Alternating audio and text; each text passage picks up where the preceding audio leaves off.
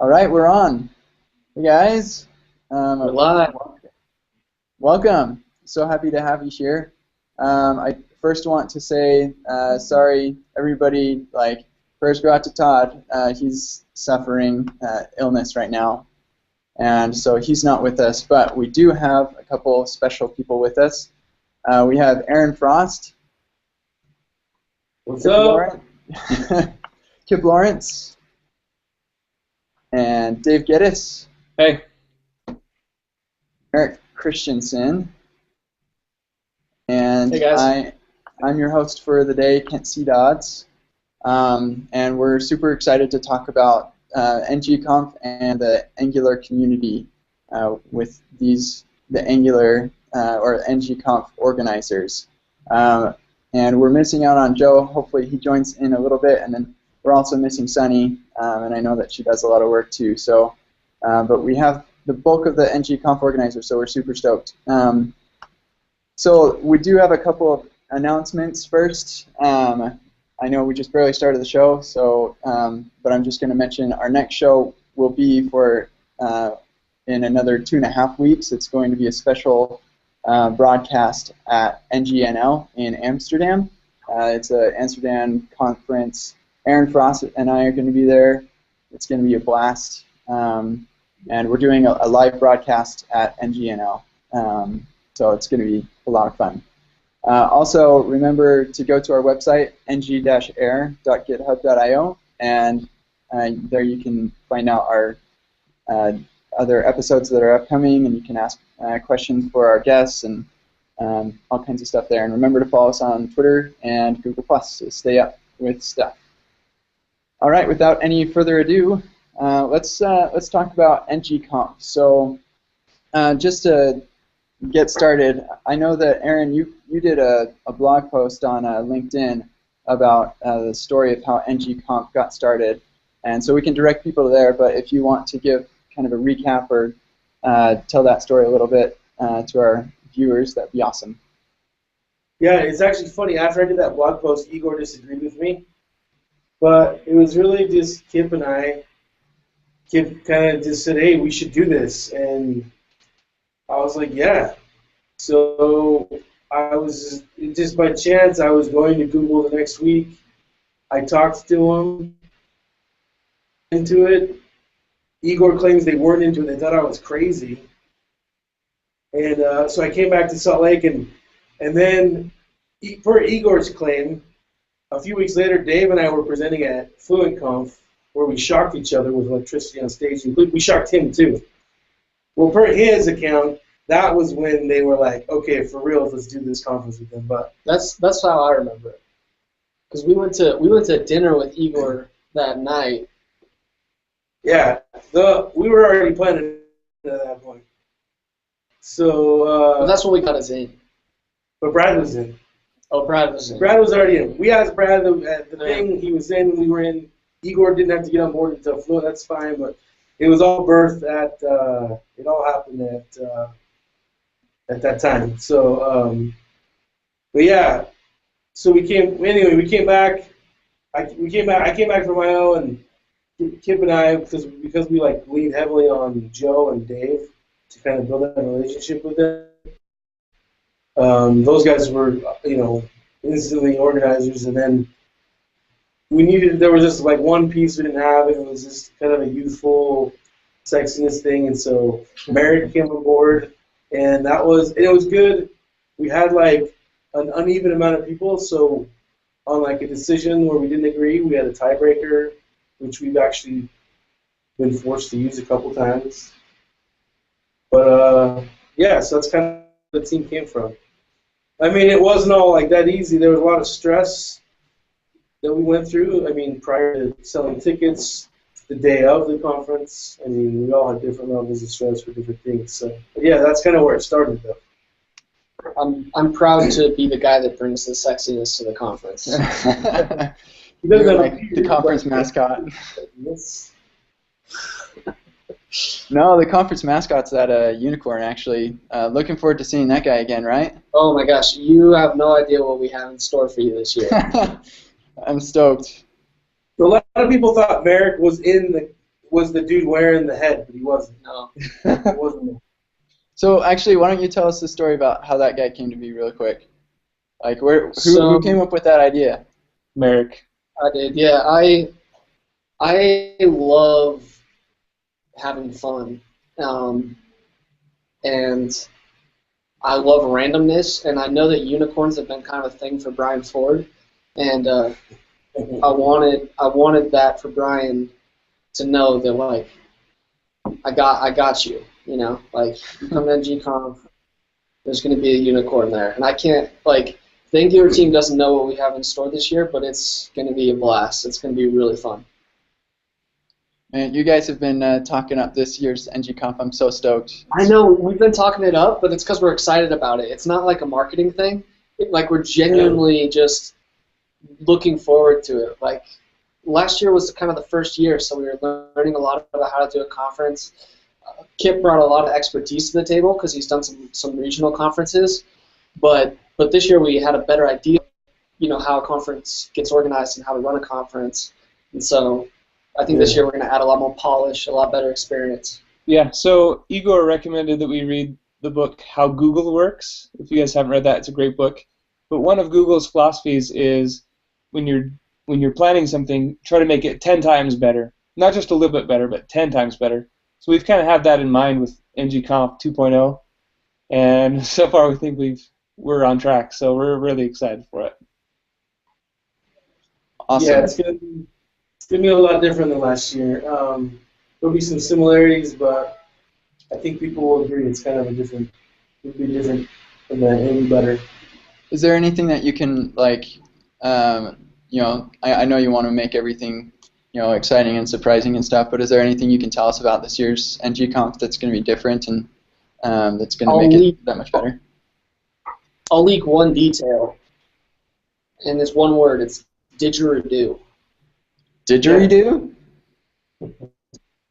Like that big instrument that's like the brrr instrument? Is that what you're talking about? Sorry. That's exactly what I'm talking about. Oh my gosh. My mind is racing. That's one word. It's going to be fun.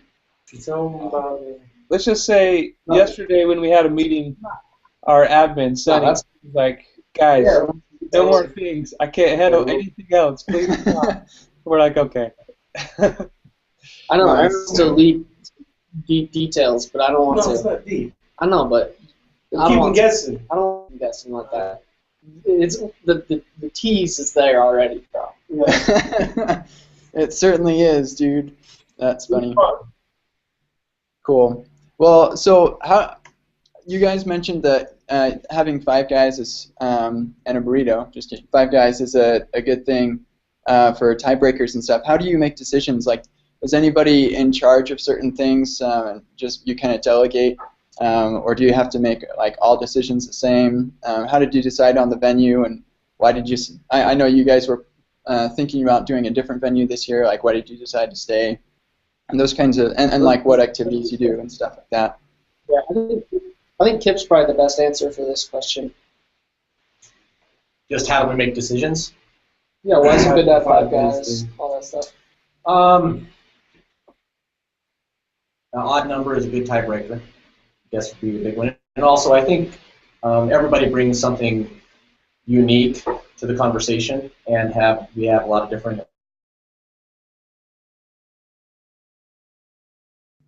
Are you guys still there?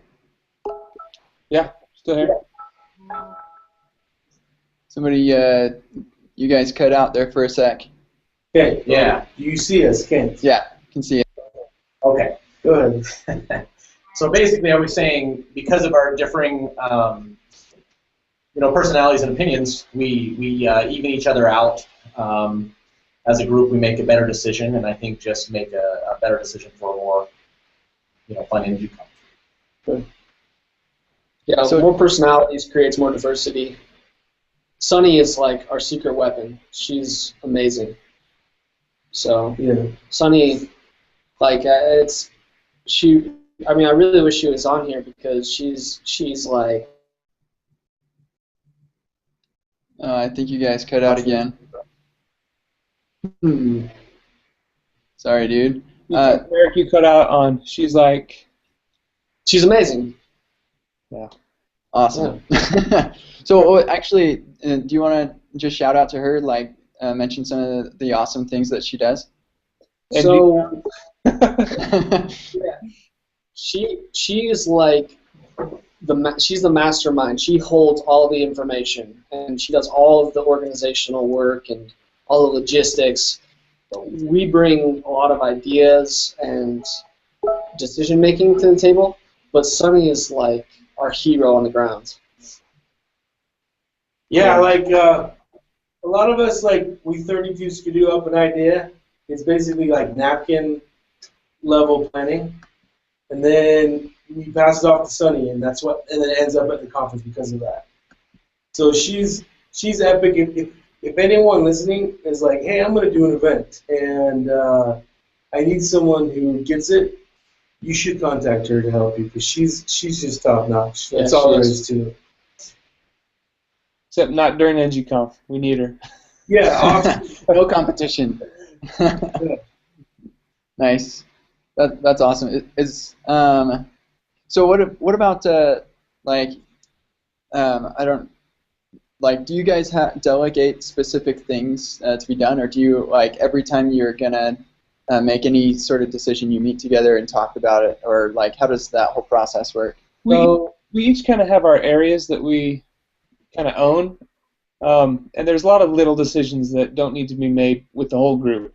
Like Aaron is kind of running Hack Night and the ng-conf extended. I'm in charge of the schedule. America's in charge of sexiness. And so we can each kind of run with our areas. When there's big decisions, then we usually bring it up to the group and be like, hey guys, I'm really thinking we want to do this differently. What do you think? And then we kind of look at it and we vote, and if there's 3 that like it, then we do it. That's just kind of how we work. Maybe it's not the most efficient because sometimes we battle things out, but it ends up with a good result. It's usually the first 3 because a lot of times Sunny will need a decision like ASAP. So she'll ask all of us, and maybe 2 of us won't respond. So she just waits for the first 3 and then goes. Yeah. Cool. Because it is that is a hard thing about having 5. I mean, the next best would be 3 because it would be less hard to get a hold of, not as many people. But sometimes it's hard to track all 5 of us down. But yeah, that's kind of how the tiebreaker works. Is Sunny will get the first 3, and if they all agree, then that's it. That's what happens. Okay, cool. Another nice thing about the number of organizers is, especially when we were doing our first conference last year, there were times when it was just so stressful and so crazy that a couple of us would lose it. Like, what is going on? Like Aaron mentioned in his article that he came up to me and he said, I quit, dude. I can't do this. And I had a similar breakdown, and I think all of us at one point had just crazy breakdowns, when we were talking about leveraging our houses and stuff like that. So, but we were able to, because there was 5 of us, we were able to kind of help keep each other's heads in the game, keep, talk us off the edge when we're having one of those panic moments. So I think we're, part of it is just we're just such great friends. The 5 of us, we used to all work together. 4 of us still work together. We were best of friends, and I think that really smooths the process. If it was just 4 business people, if this was just an organization, I think it'd be different. But since we're such good friends, it really works out pretty well.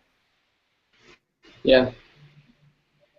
Great. Glad to hear that. 5 can seem like too many cooks in the kitchen, but you guys turned out something awesome last year, and I'm really looking forward to what you've got in store for us this year. So you asked about how do we pick Salt Lake City again?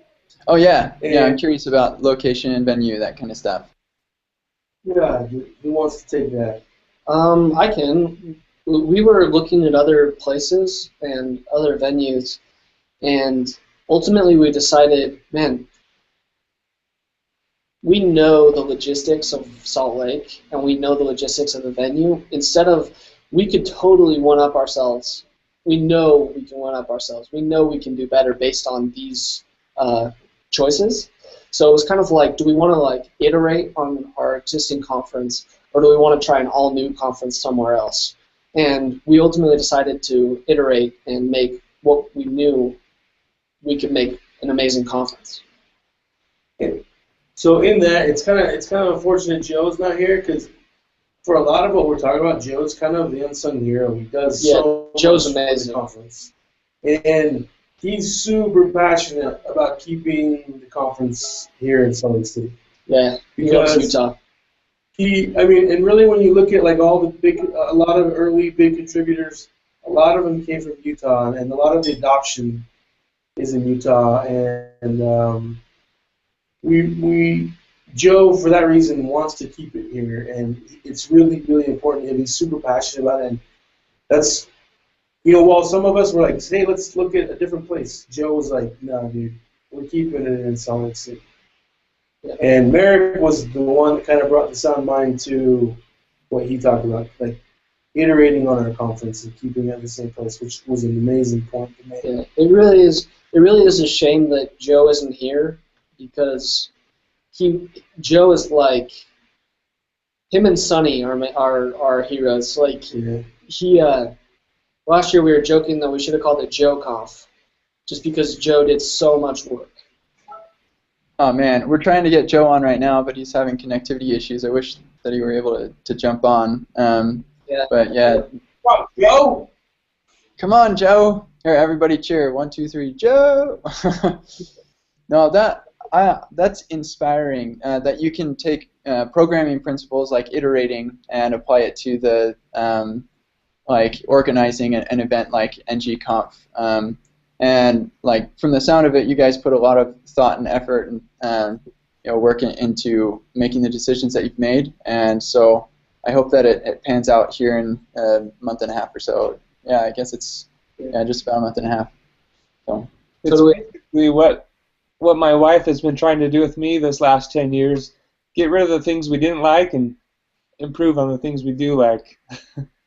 How's she doing on that? No, that's a personal question. Kind of iteration in the Geddes household. They just treat him as iterations. That's right. She does sprint planning. Yeah. You got Trello going. What are you going to improve this next 2 weeks? Yeah. Cool. So let's go back to ng-conf 1.0 real quick. What were some of the things that went really well for you guys, and what were some of the things that didn't go so well that you're hoping to improve this year? One of the things that was kind of challenging was managing the... Oh, hello? Am I still on? I can still hear you, dude. Okay. I think the 3 guys went out. All right. So one of the things that was kind of a challenge last year was just managing the speakers and the schedule and keeping everything up to date. Especially with the Angular team, they like to change things last minute. And even speakers, they'd want a new profile picture, or they want to slightly change the topic of their talk. And that was all a manual process last year. We manually did every single little change. This year we kind of took the open source model, and we had all the speaker submissions come in as pull requests to our GitHub repo. And so once we've picked those, that repo is now what's powering our website and our schedule. And people can go in and they can send a new pull request to update their changes, and all we have to do is merge it. So we've really taken another computer science or software engineering principle and just automated as much as we can of the things that don't need a lot of human attention, like updating those things. So that's going a lot better this time. So that'd be one big one. Awesome. Yeah, I wanted to actually ask about that model. It looks like we lost the 3 guys, so it's just you and me, Dave. All right. Special moment.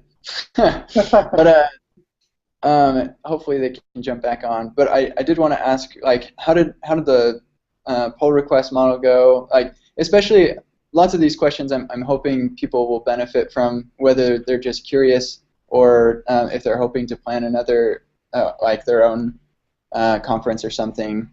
So if you were to talk to somebody who had done this before, what would you, or who wanted to do something like this, what would you tell them? I would tell them definitely the pull request model is definitely good. One thing I wish we would have done is have some kind of a validator script that can run on each pull request. Like some of them, the people would submit, they wouldn't have the picture wouldn't be in the right format or the right size, or the YAML file wouldn't be valid. And so there was, maybe the folder was the wrong name of the folder, you know? yeah, so there was still some manual checking there. I wish I would have wrote a script that just that runs it against the pull request automatically each time they make a change. So that's something I'd do if we were to do it again, which we definitely will, I think. Other thing we did is when we were trying to decide talks, we went through. There were about 168 pull requests for talks. And it was quite the event, but we got all 5 of us together, and that really helped narrow down the talks. It would have been just overwhelming for one person to go through it. But we created a Trello board for all the top. I think we did top 40 talks. We made a Trello card for each talk, and then we just kind of went through them over and over and over until we narrowed it down to the top 10 and top 10 for each type of talk. So we have 5-minute talks, and we have 20-minute talks. So we narrowed it down top 10 of each. So yeah, it's a good process. It's not perfect. GitHub certainly helps the process though. Cool. Yeah. So you guys are definitely planning on doing that method again next year? I think so. It's a lot better than what we had, the manual process we had.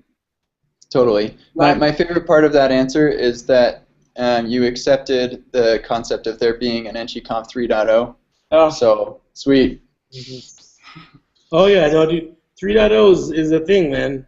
No doubt about it. Yeah. That's great. Cool. I mean, you know what's funny about this, Kent, is I don't know if this is one of the topics, but sometimes recently, especially, there's people giving the Angular team a lot of flack. You know, for Angular 2, and there's the Durandal guy that just split off, and there's React. There's a lot of other options. There always will be. You know, I think the Angular team, they have deserved the benefit of the doubt at this point. Like, I remember 4 years ago watching Mish go up on stage at JSConf presenting this thing, this special template HTML compiler, and it was just like people were watching and thinking, that's interesting, but this guy's kind of crazy. I don't think anyone would ever use that. Fast forward, and it's the most popular framework in the world. And those guys, they're doing some radical things with 2.0. But I think the community should give them the benefit of the doubt and see what they come up with, because those guys they're brilliant. Every single one of them, they're absolutely brilliant. So I think the Angular community is just going to keep growing, getting bigger and bigger. So yeah, there's definitely going to be an ng-conf 3.0. Cool. I'm looking forward to that one already. Sweet. So what were there any other things about like best parts of 1.0 that you're hoping to keep, or any lessons learned, or do you want to just talk about why 2.0 is going to be so cool? I think one of our biggest complaints that I remember were no meat for breakfast. No bacon. There will be meat and bacon. Yeah. Awesome. Yeah. Can you tell me how many pounds? Do you guys know how many pounds of bacon you're going to get? Metric tons. We measure in tons this year. That's It's Kent C. Dodd's weight times 200. Oh man, it's going to be great. Yeah. Cool. Yeah. So last year at the end of the conference, we sat down and we wrote a list of all the things that went well and things that didn't or could have gone better. And another one was just soda. We didn't have nearly enough soda. I don't know how we failed on that, but this year more soda, more bacon. There will definitely be bean bags if the fire marshal approves. It's going to be great. The internet. So Corn. Sorry, go ahead, Merrick. Just multiplying the unicorn Yeah. concept. Yeah. So you guys will be surprised by what Merrick's got in store for us on the unicorn concept in this year's 2.0 conference. It will be amazing. Yeah. So last year the Wi-Fi, we kind of cut it in half for the speakers and for the live stream, and half for the attendees. That and the attendees have cut off. Like it kept dying. That should be fixed. We tried to bully them into paying for a lot more new hardware, and they seem to acquiesce, and they've talked to us about the new stuff they've done. So internet should be better, but yeah, I don't know. Swag is going to be amazing. I mean, the pre-conference boot camps are 10x better. The after party's better. We'll still have ski day. There's just a lot of stuff. We're going to have a kids conference going simultaneously. For those who want to bring their kids out, they can buy a conference to our kids track, and your kids will spend 2 days learning some of that stuff. So there's actually a lot of cool stuff that we were building on off of last year that people are going to absolutely love. That's cool. So I've got a 2-year-old. Is that cool if I bring her? We have childcare for younger kids. So we have a childcare for little kids, but for older kids we have a kids track, and it's actually we're paying a professional company that teaches kids tech to come in and do a 2-day conference for them. Wow, that's awesome. Yeah. Way cool. It's for kindergarten through 8th grade. And we've got someone we're working on getting him as a sponsor to make it super special and like just a really great event for the kids. So it should be totally cool. Sweet. How are sponsorships, by the way? Like, are you guys more sponsors, less sponsors? Is that? Yeah. What's that? Our sponsors are pretty much amazing. They've been extremely generous, just coming out of everywhere. Offering to help in ways that we didn't expect them to. We didn't have a hard time last year. We definitely haven't had a hard time this year. So all we can say about the sponsors is like complete generosity, super willing to take care of the community with their sponsorship. So yeah, in fact, so our premier sponsor is Domo, and not only are they being a sponsor, but they actually helped us come up with a lot of the theme. A lot of the ideas for ng-conf, like they really want to contribute to the event. Nice. And all 4 of you guys are still at Domo. That's sweet. Yeah. Okay. So. Actually, one other thing I wanted to talk about is ng-conf extended. So I think Aaron, you're the one mostly heading that up, right? Yeah. Let's talk about it. So ng-conf extended is a play on Google I/O extended, and we've allowed people to sign up all around the globe to host a live streaming event. And the reason we did this is we want to help build a community, and rather than just have a bunch of people watching it at their computer by themselves, we want to create an opportunity to, and you're going to constantly get interrupted by work. We wanted to create an opportunity where the community could get together and watch it without having their bosses interrupt them, and help build the community, in those local areas as well. And when you do an event like that, you can get sponsors, and you can, hopefully get some T-shirts for the extended event, and make it a little bit more interesting for those people involved. But initially, we wanted to highlight just how humongous Angular is, and we're still working on the logistics of how we can include those extended folks in the live event, actually, like as it's happening, and get their questions, and maybe be able to chat with a couple of them in different countries. And it's kind of amazing when you look at the different countries. I had no idea we would get this many people signed up. But we're going to put a map, just for information, we're going to put a map on our website so that people, wherever you're at, you can find the extended nearest you and go join it. And if there's not one near you, we'll allow you to sign up and get on the map, so you can create one for your local community. And so, and it will be publicized from our site, which will be kind of nice too. So it should help the discoverability of your events. Oh, that reminds me. That's another thing that went really well. Streaming. We were able to get somewhere around 40,000 people. Or more. I can't remember. But it was flawless. The company was really great. And they even got Hey, sorry, Dave. Sorry to interrupt. I think Aaron and Kips, we're getting feedback. You can mute real quick. Yeah. Is that better? Thanks. There we go. Now I'm not hearing myself twice. That was rough. I love to hear myself, but twice is a little much. I forgot what I was talking about, actually. Oh, yeah, our live streaming. So it was really well done. It was up on YouTube within minutes or at the most hours of the talk. So it really helped include a lot of people. This year we're taking that same concept, Aaron mostly, and making it 10 times better, where we've got a lot of different communities remotely join us. Aaron, do you want to mention a few of the places that are going to be hanging out with us? Yeah, we've got Poland, we've got Israel, we've got multiple locations in India, we've got some people in Egypt, we've got all over South America and Central America, multiple in Brazil. Brazil's got a lot of density on their events.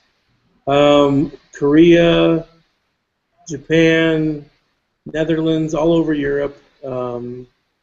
It's really pretty awesome. Like, just to see how excited these people are to help us organize this event, and that's exactly what they're doing. Because an extended event isn't my event. Like, it's not Aaron organizing remotely. It's each person who organizes an extended. It's their event. I'm just kind of helping give them the logistics of how it's going to work on the day of, and they're the ones organizing it. So that's really my part in it, is helping them put their events together around ng-conf.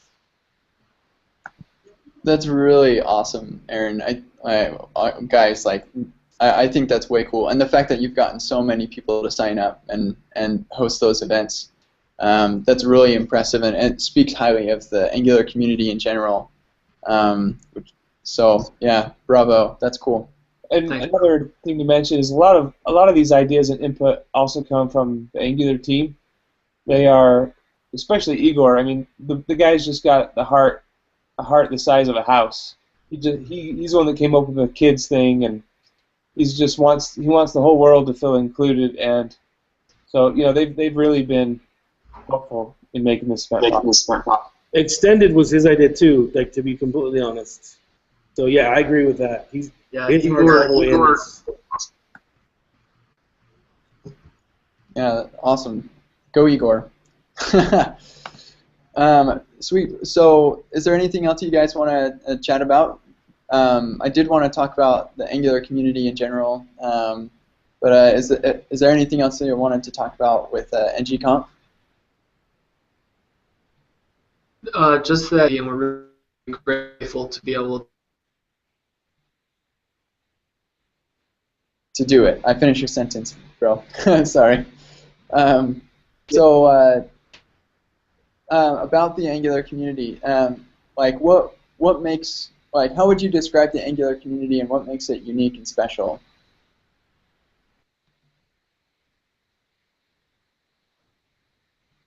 That's a good question. So I'm going to talk I'm doing a keynote in a few weeks at the Netherlands ng-conf, or Angular conference, and I'm going to talk a little bit about it. But there's a poem that kind of reminds me of this community. It's called The Bridge Builder, and it's about a guy who had to cross a river, and he built a bridge so that the next guy, it would be easier. And that's kind of a lot of what I've seen around really the JavaScript community in general. Like, when you look at how healthy the community, like the framework communities are and the library communities are, it's a lot of bridge building for the next guy. It's easier, and Angular is we're no stranger to that either. The Angular community, it's amazing how giving everyone is, and just giving their time and putting all their effort into open source projects. And so the Angular community is amazing. Like, it's what sucked me in. It's your 1-800 number when you have a question, and it's a great 1-800 number. Another thing.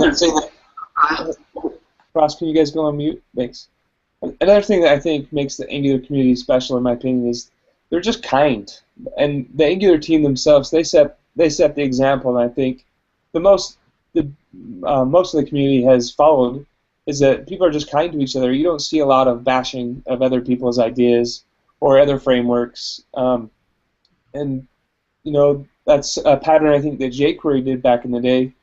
That they made a great API and they were kind. They didn't feel this need to put others down, and I think that's one of the things that drew a lot of people to that community. And Angular's done the same thing. And there's a lot of great other options out there, but I don't think anybody needs to put down someone else's idea or work to promote their own thing. So that's one thing I love about this community. Yeah, I was going to say the same thing. In my talks with the Angular team, they share the same vision that I do, and that's just pushing the web forward, wanting the web as a platform to win, because I believe the web can serve humanity like no other platform can. That's what I love about the Angular team is I think they're more invested in the web as a platform and seeing the web be successful than they are about a particular framework or library winning. And that's what makes the Angular community special to me. I like that a lot. I think that's like when you're motivated by something. I guess this kind of sounds like you know, I'm Gandalf or something. But when you're motivated by something so pure like that, it encourages that kind of a community. And I totally agree. I think that the Angular community is open and friendly and wanting to help others be successful.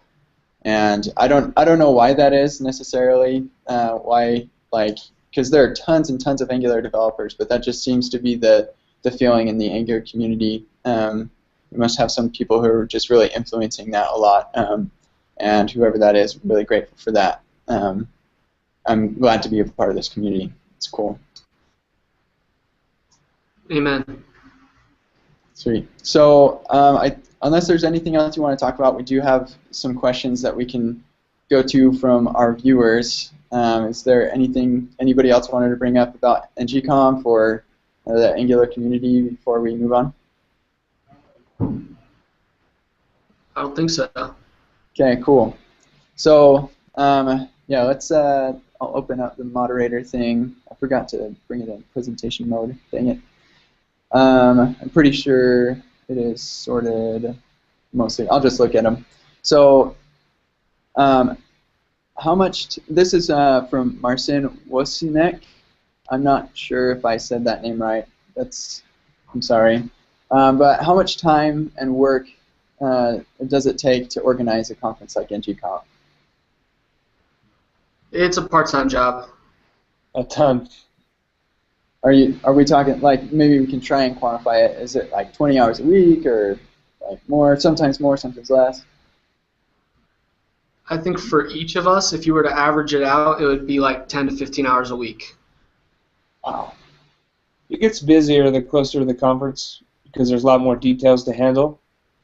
But yeah, it's pretty much, it's way more work than we thought it was when we were sitting on the grass talking about this thing a year and a half ago. Sunny's like almost full-time. Yeah. Wow. That's well appreciated. I bet your open source stuff just kind of dies on the wayside while you're organizing this conference, like the closer it gets. So does most parts of my life. Well, it's appreciated.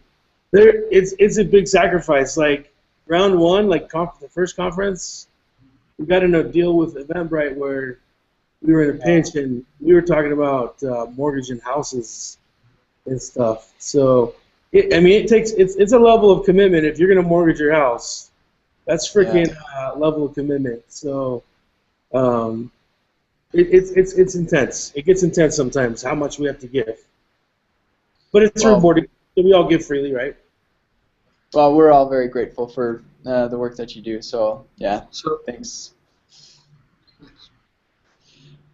So this is from. Okay, I'm gonna say your name right. It's Olivier Combe. I really hope that I got it right. Well, if not, for now, I say it wrong like every single time. But It's a French name, Kent. It's Olivier. Olivier, oh man, You're welcome, buddy. thank you, Dave. French. He's gonna slap me when I go out there to NGNL. So this guy, I want to give a shout out to him. He wrote OC Lazy Load, which is similar to the Overmind thing that I did for lazy loading parts of your app. He's an awesome guy, and his question, what was his question, Kent? How do you choose the subjects for the conference? Is there a guideline?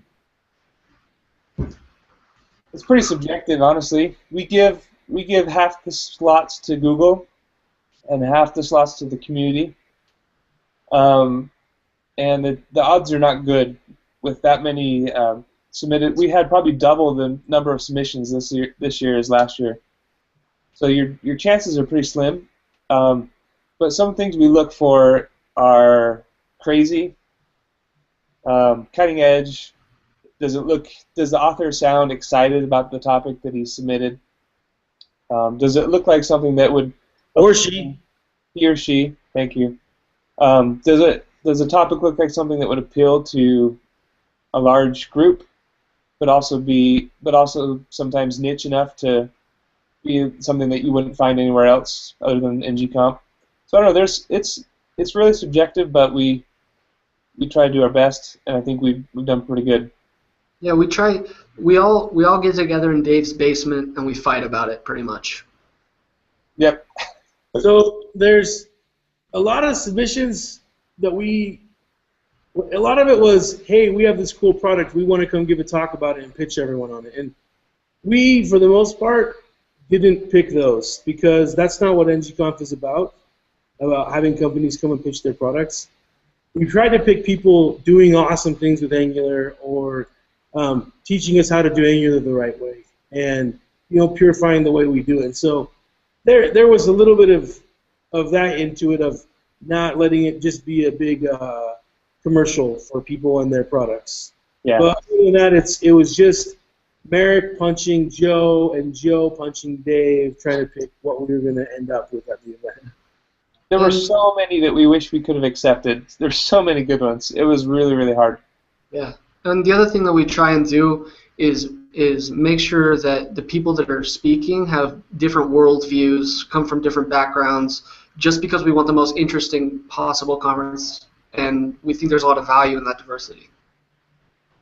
I think that's awesome. Yeah, I was one of the 32 people who were watching the repo, and so I read every submission that came in, and Dave, you're totally right. There were a lot of really good submissions, and I was sad to see so many of them just have to get cut because there just weren't enough slots. Yeah, not enough time. Another theme we kind of stayed away from was Angular plus X. So like Angular plus Breeze, for example. Well, that's a very interesting topic. It might only apply to a very small subset of the audience. So we didn't accept very many of those talks this time. Last year we had more. We had Angular and Require.js, Angular and Browser, Angular and Firebase. This year we're doing far fewer of those. Cool. That makes sense. Okay, so this one's from Jeff Welpley. I'm pretty sure I pronounced your name right, Jeff. Sorry if I didn't. And it is, who will replace Merrick and Frosty on the team now that they are clearly React traders? I'm pretty sure this is more of a troll than anything. But No, I'm glad you brought that one up. I think it's funny that Frost got lotted in with me because I don't think, the first time Frost used React was this weekend when I. Yeah, Saturday, Sunday, only 2 days I've ever reacted, but. Bro. But no, so I would love to answer that question. It goes back to what I was talking about with the culture around the Angular project, and there are good ideas everywhere. And Angular, I think, is aiming to be the polyglot of all of those good ideas to ultimately push the web forward. And that's my own personal goal. I don't consider myself an Angular guy. I don't consider myself a React guy. I don't consider myself an Ember guy. But I do think that Ember has beautiful ideas with their router. And I do think React has beautiful ideas with their component composition. And I do think Angular has beautiful ideas with their testability and their dependency injection and custom components. So I do jump around from framework to framework and use a lot of frameworks, but I'd never call myself a particular framework guy. I'm a web guy, you know. His license plate even says open web. It does. My license plate says open web. I'm very passionate about the web succeeding. Wow, Yeah, Jeff. that's inspiring. The world has your license plate. Sorry, Merrick.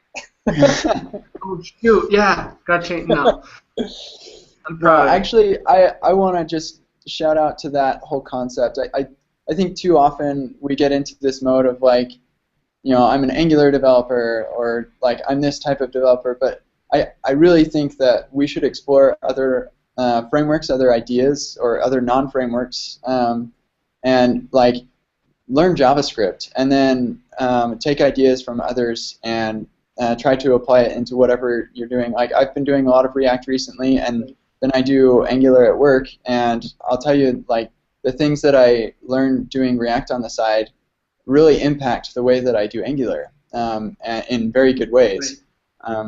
So Right.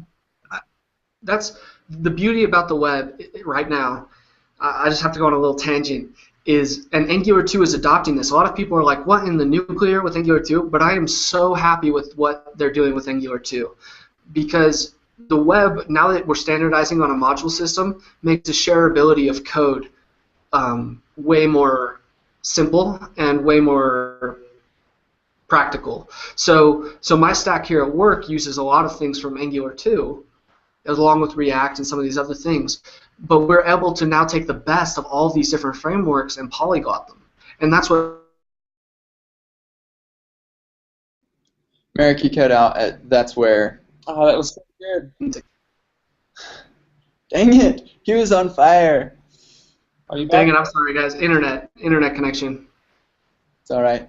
So you cut out at that's where. So if you want to pick that back up, I don't know. Oh, no, I'm just saying that the web is coming to a place where we can converge all of these amazing ideas into a product.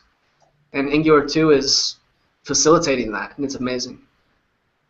Take that, Jeff Webley. Trolls, trolling trolls. Okay, so last question I think that we have time for, and then we'll wrap this up. And this one's another one from Marcin Wilsonek. Yeah, I hope I got that. So for people who, actually, you know what, in the future, for all those of you asking questions, at the end of your question, put like a pronunciation. That'd be great.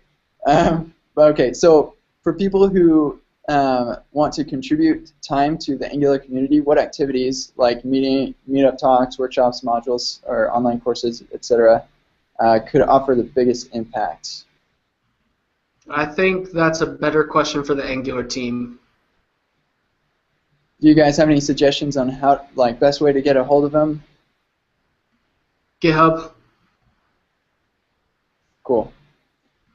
All right, yeah, sounds good. So redirect your questions to the NG team. I'm sure they'll be excited to get questions like, how can we help? Yeah, Igor is very passionate about community and about making sure the community can help and feel involved and engaged in the project. And so that's why I would defer that question to Igor, because he's got a lot more ideas and pipelines and things like that to facilitate that kind of energy. Cool. Yeah, actually, like, as an attendee to last year's ng-conf, I can speak to that as well. Like, that his community talk was awesome. It inspired me to build something that was, I hope, helpful to the Angular community. So, yeah, Igor rocks. I love Igor. Yeah, he I want does. to give him a big hug. All right, sweet. So I think that's it. Is there anything else you guys want to talk about before I just wrap up with some closing announcements? Just thank you so much for having us on the show, and thank you to everyone who comes to our conference and supports us, and thanks to the Angular team. We're just very grateful. Great. Okay, so again, just a reminder to viewers, our next show is not in 2 weeks, and it's in 2.5-ish weeks on February 13th, live at NGNL. And you can catch us on Twitter and Google+, or our website to get more information about that. So with KCD, I had one more thing, bro. One more thing. yeah, go ahead. We already said it, but we can't say it enough. Joe's not here, but Joe is like everyone needs to know. You just got to meet us for a little bit. You need to meet Joe at the conference. Go talk to Joe because Joe is the guy who was like lifeblood, linchpin. He's so important to the ng-conf process that we can't even stress it enough. Like even if you think, oh, they're just being humble and that's false humility, it's not. Joe is epic. Everyone needs to go like meet Joe. Thank Joe, and just get to know him because he's just an all-around great guy, and he really is kind of what makes ng-conf kick it, and he's the big part of why it's going to be better this year. Yeah, he's Joe Eames on Twitter if you want to reach out to him. Awesome. Yeah, Joe's kind of like takes on that father figure role for me as a developer. Like, yeah, he wanted us all to wear polos at the conference. Grandpa. Yeah. It's so awesome. easy. I like Joe a lot. Yeah, he's awesome. Cool. I totally wish that he could have got on, but we had technical difficulties, I guess. Maybe we'll have every ng-conf ticket includes one free Joe hug at the conference. Even if it doesn't, I'm taking mine. Nice. Cool. Well, if that's it, we'll wrap it up. Thank you so much. We totally appreciate you all coming. Thanks, Kent. You guys. Thanks, Ken. See ya. Bye-bye.